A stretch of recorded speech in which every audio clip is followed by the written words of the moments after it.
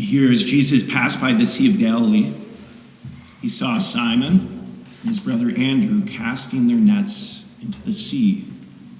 They were fishermen. This time in life, they were fishermen. An interesting occupation, yes. But how much greater would God's plan be for these men? Now, the world, on one hand, offers to us a plan of comfort. But we were not made merely for comfort, this world. We were made for greatness. And indeed, Jesus, he has an invitation and plan for each of us to partake in and fulfill the great plan, the master plan of salvation. And the question for us to answer is, how closely are we following that plan? Just imagine these fishermen. What if they would have simply let Jesus pass by? What if rather than abandoning their nets and following Jesus, they would have remained in this life as fishermen, but merely fishermen? I think every person deep down wants to answer God's call to greatness. We want to be something more than comfortable. We want to do something remarkable. We want to be ourselves remarkable. And that is God's will for us, his chosen ones. It's his plan for all of us, his children. For us to ask, what in my life, or is there anything in my life now that God is prompting me or inviting me to set down, to leave behind, in order to follow him more wholeheartedly, fully? Simon and Andrew first, they dropped their nets to follow Jesus. But again, could you imagine if they hadn't done this, if they hadn't left their nets? What if they would have clung even more tightly to their life as it was, to being fishermen? To realize all they would have missed, the miracles of Jesus that would unfold, seeing him turn water into wine, Simon having Jesus cure his own mother-in-law from a severe fever, seeing Jesus heal lepers, paralytics, giving sight to the blind, even witnessing Jesus forgive sin, which only God can do.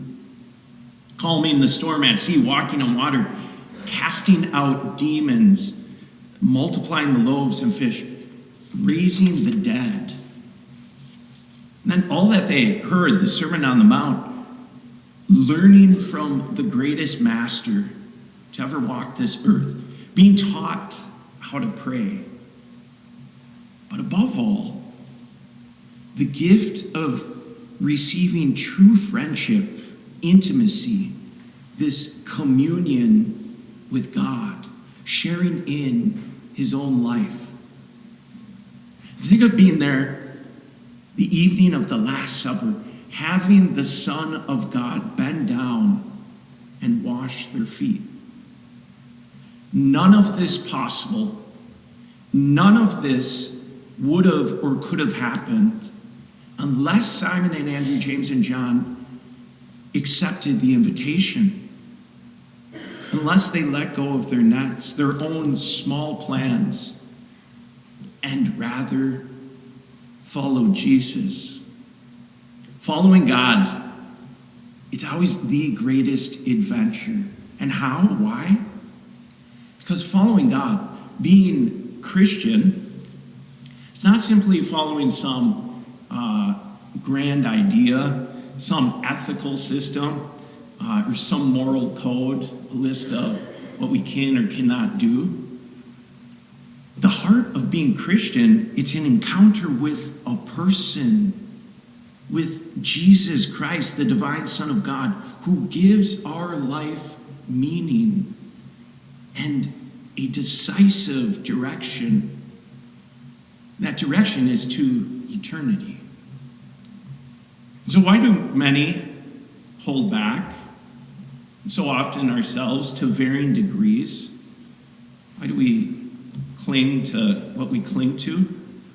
Or outright just let Jesus pass by, saying, thanks, but I'm not interested in the great life of following you too closely. I have my own comforts and plan. I have my own adventure. Perhaps say, Jesus, in a way, I won't reject you, but I'll keep you at a distance that's comfortable. Keep you at arm's length. Why is that? Say in some ways it comes down to being afraid, fear. Like, Jesus, can I trust you where you're going to lead me? Do you really have the best plan for me? What are you going to ask me to give up? How much will this cost?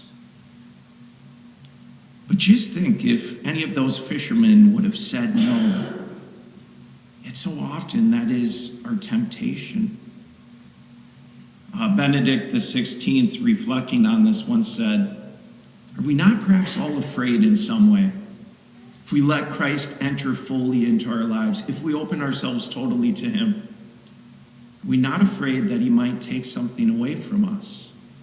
Are we not perhaps afraid to give up something significant, something unique, something that makes life so beautiful? Do we not then risk ending up diminished, deprived of our freedom? He was speaking to young people. But he would go on to say, no.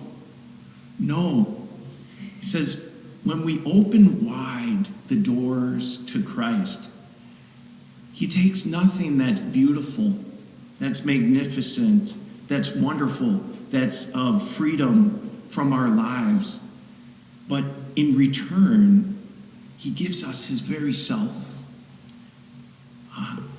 And there is no thing that can amount to the gift of Jesus Christ and his plan for each and every one of us. And so with confidence, with great courage, we're invited to lay down whatever it is that holds us back from following the Lord Jesus ever more closely.